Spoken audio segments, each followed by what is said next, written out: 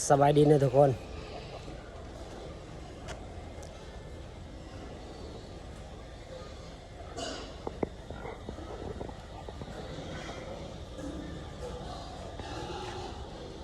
ประหารชีวิตเลยกูทำมึงนี่ กูมาเป็นญาติพี่น้องของผู้หญิงแต่คนลาวคือกันมึงกับคนลาวแต่มึงเฮ็ดลงวะอยู่นำกันตั้ง7 ปีบักสัตว์มามึงคือกล้าเฮ็ดวะใจมึงเฮ็ดด้วยอิหยังวะอิหยังว่าเขาสิ่งมึงวะ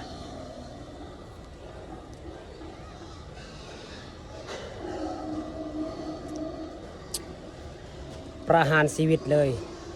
ข้าวต้มนี่นะไม่ให้มันอยู่ในโลกนี้นะอยู่กับพอดีเปลือง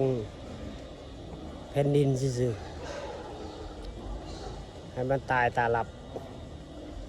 ให้มันไปหับกรรมที่มันเฮ็ดไว้ก็ฝากแสดงความเสียใจทางครอบครัวที่สูญเสียเนี่ยเด้อทางแม่ยิงเนาะคอยเบิ่งบ่ได้ทุกคนเลยเบิ่งข่าวนี่เบิ่งบ่ได้เบิ่งแล้วใจขึ้นบักสัตว์สัวเอ้ยอยู่นำกันตั้ง7 ปีมึงคือเฮ็ดใดลงคอวะ